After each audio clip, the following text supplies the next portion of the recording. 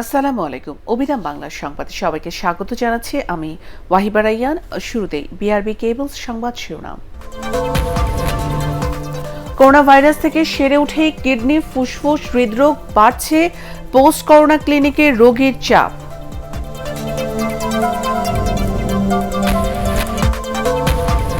চলছে ৩৩ পাবলিক বিশ্ববিদ্যালয়ে গুচ্ছ পদ্ধতিতে ভর্তি পরীক্ষার প্রস্তুতি। পাশ ফেল থাকবে না, প্রাপ্ত নম্বরের ভিত্তিতে শিক্ষার্থী ভর্তি। সমন্বিত কৃষিকাজে অর্থনৈতিকভাবে স্বাবলম্বী পটুয়াখালীর উপকূলীয় এলাকার নারীরা।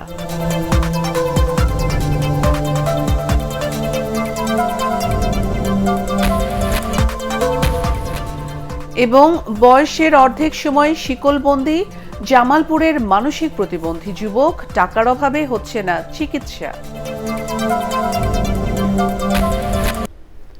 শুনছিলেন বিআরবি কেবলস সংবাদ শিরোনাম। এবারে বিস্তারিত। করোনা থেকে সেরে উঠে নতুন করে হৃদরোগ সহ নানা জটিল রোগে আক্রান্ত হচ্ছেন অনেকেই। কিডনি, ফুসফুস ও প্রচণ্ড বুকে ব্যথা নিয়ে পোস্ট করোনা ক্লিনিকে আসছেন রোগীরা। চিকিৎসকরা বলছেন, স্বাস্থ্যের ব্যাপারে উদাসীন হলে করোনা সেরে যাবার পরেও এ ধরনের জটিল রোগে আক্রান্ত হবার আশঙ্কা থাকে। হাবিবুর রহমান অভির রিপোর্ট। একটি বেসরকারি প্রতিষ্ঠানে কাজ করেন নাজমুল করিম। করোনা থেকে সেরে ওঠার পর আবারও যোগ দিয়েছেন কর্মস্থলে। তবে এখন আর আগের মতো পরিশ্রম করতে পারেন না, মনে রাখতে পারেন না অনেক কিছুই। নতুন করে তার শরীরে বাসা বেঁধেছে নানা জটিলতা। করোনা থেকে সেরে ওঠার পর আগে যেরকম উদ্যমটা পেতাম বা স্পিডটা পেতাম, ওই জিনিসটা একটু কমে গেছে। হঠাৎ করে দেখতেছি যে একটু আগে এই কাজটা আমি নিজে করছি, বাট আমার মনেই নেই, মেমোরি থেকে আউট। বুকে কোনো ব্যথা ছিল না, এখন সেই ব্যথাটা আমি অনুভব করতেছি। স্বাভাবিক যে থাকে ওই জিনিসটা নাই। বঙ্গবন্ধু শেখ মুজিব মেডিকেল বিশ্ববিদ্যালয়ের বহির্বিভাগ ও ঢাকা মেডিকেল কলেজ হাসপাতালে সপ্তাহে 2 দিন করোনা পরবর্তী রোগীদের দেখছেন চিকিৎসকরা। প্রেশারটা হঠাৎ করে নেমে যায়, বুক খুব ধড়ফড় করে, কাঁপতে থাকে, অস্থির হয়ে যায়। টেস্টে আসছে, লিভারের সমস্যা আছে আর এই যে কিডনির সমস্যা আছে। আগে আমার কোনো শ্বাসকষ্ট ছিল না, এখন করোনা আসবার পরে ভালো হওয়ার পরে এখন আমার শ্বাসকষ্ট আছে, নিঃশ্বাস নিতে কষ্ট হয়। বিশেষজ্ঞরা বলছেন, করোনা ভালো হওয়ার পর নতুন করে হৃদরোগ হচ্ছে অনেকের। অনেকে আসছেন কিডনি, শ্বাসকষ্ট ও ফুসফুসের সমস্যা নিয়ে। কারো কারো ক্ষেত্রে পূর্বে তার হার্ট অ্যাটাক বা রক্তনালীর ব্লক এ জাতীয় সমস্যা ছিল না, এই করোনার সময় তার রক্তনালীতে ব্লক হয়ে হার্ট অ্যাটাকও হয়েছে, এমন আমরা রোগী পেয়েছি। একটা ব্যালেন্স ডায়েট মেনটেন করবে সে বাসায় বসে। 1 নম্বর, শ্বাস প্রশ্বাসের যে কিছু ব্যায়াম শিখিয়ে দিচ্ছি আমরা, বাসায় যেও সে এটা মেনটেন করবে, কন্টিনিউ করবে। প্রতিনিয়ত এমন জটিল রোগীর সংখ্যা বাড়ছে, তাই অন্য হাসপাতালগুলোতেও পোস্ট করোনা ইউনিট চালুর তাগিদ দিয়েছেন স্বাস্থ্যবিদরা। যদি দেশব্যাপী যদি আমরা এই পোস্ট কোভিড ক্লিনিকের সেবাটা যদি আমরা ছড়িয়ে দিতে পারি, ডেফিনেটলি বহুত মানুষ হচ্ছে এই সেবাটা পাবে। এখন দেশব্যাপী যদি না করি, তাতে হচ্ছে কি যে 1 নম্বর মফস্বলের যে প্রত্যন্ত অঞ্চলে যে মানুষটা পোস্ট কোভিড শ্বাসকষ্টে ভুগছে, সে যাবে কোথায়? কোভিডের পর মানসিক অবসাদে তৈরি হয়েছে অনেকের। মনোবল চাঙ্গা রাখতে স্বাস্থ্যবিধি মেনে স্বাভাবিক কাজকর্মে ফেরার পরামর্শ বিশেষজ্ঞদের। হাবিবুর রহমান অফি, এটিএন বাংলা, ঢাকা। গুচ্ছ পদ্ধতিতে ভর্তি পরীক্ষা নিতে ৩৩টি পাবলিক বিশ্ববিদ্যালয় রাজি হয়েছে বলে জানিয়েছে ইউজিসি। চলছে পরীক্ষার প্রস্তুতি। গুচ্ছ কমিটির যুগ্ম আহ্বায়ক অধ্যাপক মিজানুর রহমান জানান, এবারের ভর্তি পরীক্ষায় পাস বা ফেল রাখা হবে না, প্রাপ্ত নম্বরের ভিত্তিতে শিক্ষার্থী ভর্তি করাবে বিশ্ববিদ্যালয়গুলো। আরও জানাচ্ছেন মাহবুব কবির চাপল। নতুন সিদ্ধান্ত অনুযায়ী এইচএসসির 13.5 লাখ পরীক্ষার্থীর সবাই পাশ করবে। এখন তাদের বড় দুশ্চিন্তা বিশ্ববিদ্যালয়ে ভর্তি পরীক্ষা নিয়ে। দেশের 39টি পাবলিক বিশ্ববিদ্যালয় শিক্ষার্থী ভর্তি করে। বিড়ম্বনা কমাতে সমন্বিতভাবে ভর্তি পরীক্ষা নিতে বহুবার আহ্বান জানিয়েছেন রাষ্ট্রপতি। করোনাকালে সেই দাবি আরও জোরালো হয়েছে। অনেক দিন দরবারের পর 33টি পাবলিক বিশ্ববিদ্যালয় গুচ্ছ পদ্ধতিতে ভর্তি পরীক্ষা নিতে রাজি হয়েছে। এর মধ্যে থাকছে সাধারণ এবং বিজ্ঞান ও প্রযুক্তি বিশ্ববিদ্যালয় 18টি, কৃষি বিশ্ববিদ্যালয় 8টি, প্রকৌশল ও বিশেষায়িত বিশ্ববিদ্যালয় 7টি। আমাদের এখন 33টি বিশ্ববিদ্যালয় যারা এই সমন্বিত ভর্তি পরীক্ষা নিতে রাজি হয়েছে, এটা মোটামুটি নিশ্চিত। এর মধ্যে 2-1টি বিশ্ববিদ্যালয় হয়তো ব্যর্থ করতে পারে, তবে মেজর কোনো শিপমেন্ট হবে না।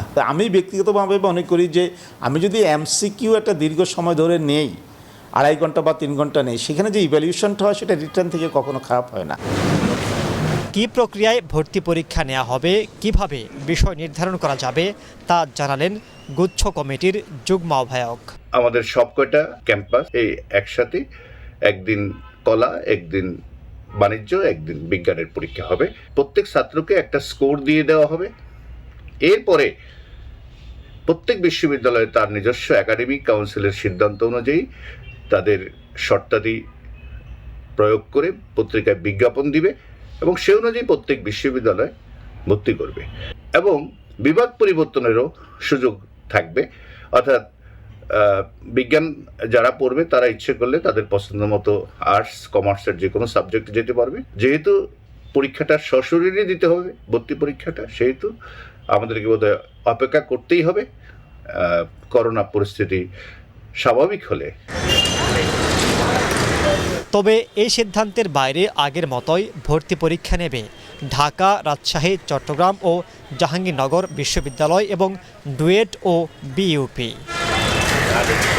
মাহবুব Kabir Chapal, ATN Bangla, Dhaka. Data security ও ইন্টারনেটের নিরাপত্তা বাড়াতে সরকার কাজ করছে বলে জানিয়েছেন প্রধানমন্ত্রীর তথ্য ও যোগাযোগ প্রযুক্তি বিষয়ক উপদেষ্টা সজীব ওয়াজেদ জয়। তিনি বলেন, এক্ষেত্রে ই কমার্স ব্যবসা প্রতিষ্ঠানগুলোকে সর্বোচ্চ গুরুত্ব দেওয়া হচ্ছে। দেশের চতুর্থ শিল্প বিপ্লবে আইসিটি খাত নেতৃত্ব দেবে বলে মন্তব্য করেন সজীব ওয়াজেদ জয়। আইসিটি মেলা ডিজিটাল ওয়ার্ল্ড 2020 আলোচনা সভায় অনলাইনে যুক্ত হয়ে তিনি এসব কথা বলেন। We call the fourth industrial revolution, where the future is the knowledge-based sector, is the IT-based sector, where the key drivers of our economy are not factories, but they are data centers, they are e-commerce, they are online services, they are microprocessors, they are software design. And these are the areas that Bangladesh is now focusing on. We want to become leaders in the next generation of technology. সমন্বিতভাবে কৃষিকাজ করে অর্থনৈতিকভাবে স্বাবলম্বী হয়ে উঠছেন পটুয়াখালীর উপকূলীয় এলাকার নারীরা। এতে একদিকে কৃষি উৎপাদন যেমন বাড়ছে, তেমনি দূর হচ্ছে এই পরিবারগুলোর দারিদ্রতা। কৃষি উদ্যোক্তারা বলছেন, সরকারি বেসরকারি পৃষ্ঠপোষকতা পেলে এই খাত আরও উন্নত হবে। পটুয়াখালী থেকে জাহিদ রিপনের রিপোর্ট জানাচ্ছেন বিপ্লব রায়। পটুয়াখালীর উপকূলীয় জনপদে পুরুষদের পাশাপাশি এখন কৃষিকাজে ব্যস্ত নারীরাও। সূর্যোদয়ের সঙ্গে সঙ্গেই সবাই নেমে পড়েন ক্ষেত খামার পরিচর্যায়। তখন থেকেই শুরু হয় ক্ষেতে নিড়ানি, মাচায় সবজির যত্ন নেয়া। অনেকেই আবার যুক্ত হাঁসের খামারের সঙ্গে। এছাড়া গবাদি পশু পালন সহ জৈব সার তৈরিতে ব্যস্ত অনেক নারী। এভাবেই গৃহস্থলী কাজের পাশাপাশি বাড়ির আঙিনায় সবজি চাষ, হাঁস মুরগি, গবাদি পশু পালন সহ মৎস্য চাষে আত্মনিয়োগ করে স্বাবলম্বী হয়েছেন এই জনপদের গৃহবধূরা।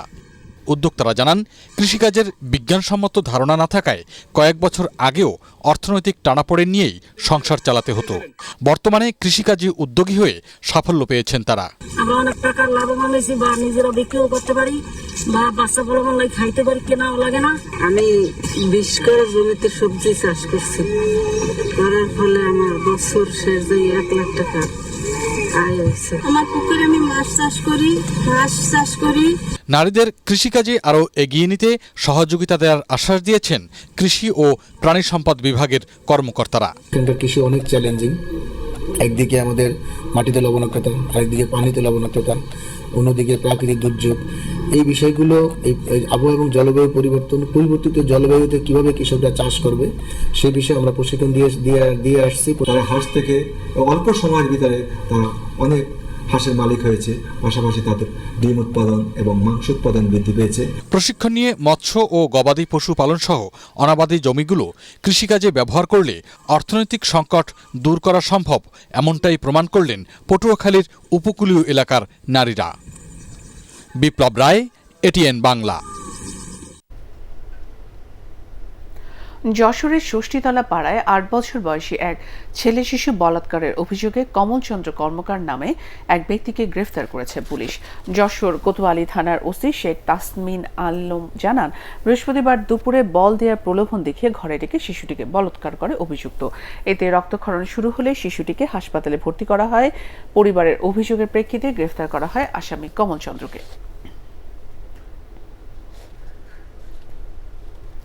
বয়সের অর্ধেক সময় শিকলবন্দি অবস্থায় কেটে গেছে জামালপুরের ২৫ বছর বয়সী মানসিক প্রতিবন্ধী সোহেলের। রাতে ঘরের মাচার পাশে একটি খুঁটিতে এবং দিনে বাড়ির সামনে কংক্রিটের খুঁটিতে তাকে বেঁধে রাখা হয়। ৭ বছর বয়সে টাইফয়েড জ্বর হয় তার। এরপর থেকে পুরোপুরি মানসিক ভারসাম্য হয়ে পড়েন সোহেল। টাকার অভাবে সোহেলের চিকিৎসা করাতে না পেরে দুশ্চিন্তায় সোহেলের মা। তার বাবা চিকিৎসা করছে, চিকিৎসা করার পরে কিছুদিন পরে তার তো বাবা কিছুদিন ধরে মারা গেছে। তাহলে হ্যাঁ তো চিকিৎসা করার মতো লোক নাই। 13 বছর ধরে আমার ছেলেরা আমি বেঁধে রাখছি, অনেক চিকিৎসা করছি, চিকিৎসায় কোনো কিছু হয় নাই। আমার অর্থে অনেক ক্ষতি হয়েছে, আর চিকিৎসার মতো কোনো সামর্থ্য আমার নাই। আমরা যদি তার প্রপার ট্রিটমেন্টের ব্যবস্থা নেব, তার যদি মেডিসিন রিলেটেড কোনো কমপ্লিকেশন থাকে বা আদার্স কোনো প্রবলেম থাকে, যেখানে আমার বিশেষজ্ঞ চিকিৎসকরা আছে, সেই ব্যাপারে ওনারা ব্যবস্থা নেবেন। এতটুকু আমি নিশ্চিত দিতে পারি, আমি এটার একটা বিহিত ব্যবস্থা। দেশ জুড়ে বেড়েই চলছে শীতের তীব্রতা, আর এতে সবচেয়ে বেশি বিপর্যস্ত উত্তরাঞ্চলের জেলাগুলো। আজ সন্ধ্যা ৬টা পর্যন্ত আবহাওয়ার পূর্বাভাসে বলা হয়েছে দেশের সর্বনিম্ন ১৪ ডিগ্রি সেলসিয়াস তাপমাত্রা থাকতে পারে নওগাঁর বদলগাছি ও কুড়িগ্রামের রাজারহাট উপজেলায়। এদিকে ঘন কুয়াশা আর কনকনে ঠান্ডায় বিপর্যস্ত নাটোরের জনজীবন। চরম বিপাকে নিম্ন আয়ের খেটে খাওয়া মানুষ। কুয়াশার কারণে দিনের বেলায়ও যানবাহন চলছে হেডলাইট জ্বালিয়ে। পাশাপাশি হাসপাতালগুলোতে বাড়ছে ডায়রিয়া, আমাশয়, কলেরা ও নিউমোনিয়া সহ ঠান্ডাজনিত রোগীর সংখ্যা।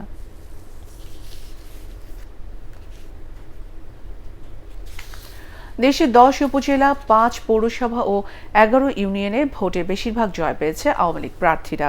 এর মধ্যে পাবনার ঈশ্বরদী উপজেলার উপনির্বাচনে বেসরকারিভাবে বিজয়ী হয়েছে নৌকা প্রতীকের বীর মুক্তিযোদ্ধা নায়েব আলী বিশ্বাস।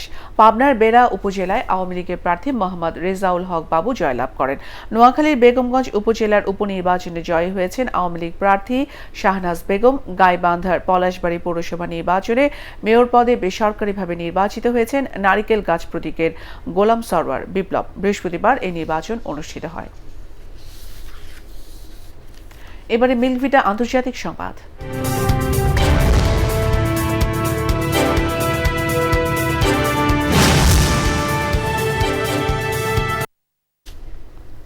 করোনাভাইরাস মহামারীর শুরুর পর থেকে বিশ্বে উল্লেখযোগ্য হারে কার্বন ডাই অক্সাইড নিঃসরণ হ্রাস পেয়েছে। বিবিসির এক প্রতিবেদনে এ তথ্য উঠে আসে।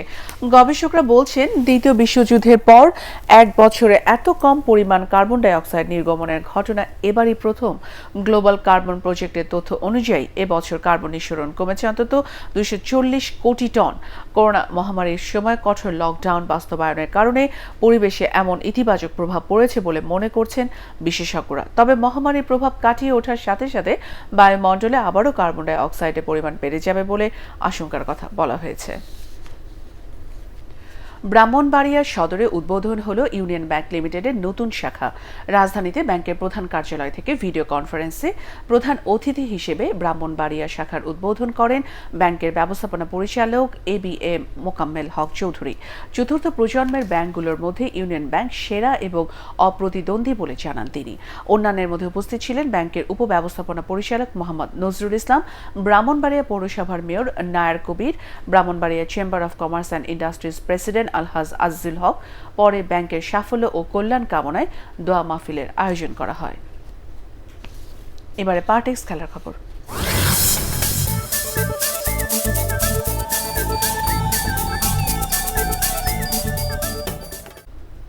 কাতারের কাছে হেরে ফিফা র্যাঙ্কিংয়ে 2 ধাপ পিছিয়ে বাংলাদেশ। র্যাঙ্কিংয়ে বাংলাদেশের অবস্থান 186তম। 2022 বিশ্বকাপ ও 2023 এশিয়ান কাপের বাছাইয়ের প্রিলিমিনারি রাউন্ডে দ্বিতীয় ধাপের খেলায় কাতারের কাছে 5-0 গোলে হেরেছিল কোচ জিয়ামিডের শিষ্যরা। করোনা ভাইরাসের কারণে লম্বা বিরতির পরে নভেম্বরে নেপালের বিপক্ষে প্রস্তুতি ম্যাচ দিয়ে মাঠে ফিরেছিল জামাল ভুইয়ারা। বাংলাদেশ পেছালেও ফিফা র্যাঙ্কিংয়ে শীর্ষে 7 দলের অবস্থান অপরিবর্তিতই আছে। শেষ করার আগে বিআরবি কেবল সংবাদ শিরোনাম আরেকবার। করোনা ভাইরাস থেকে সেরে উঠেই কিডনি, ফুসফুস, হৃদরোগ, বাড়ছে পোস্ট করোনা ক্লিনিকে রোগীর চাপ।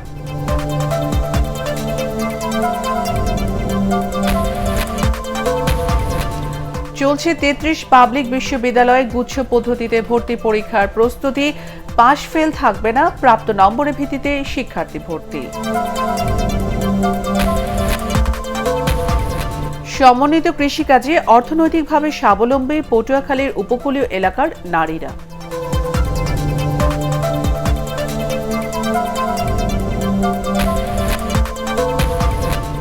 এবং বয়সের অর্ধেক সময় শিকলবন্দি জামালপুরের মানসিক প্রতিবন্ধী যুবক, টাকার অভাবে হচ্ছে না চিকিৎসা।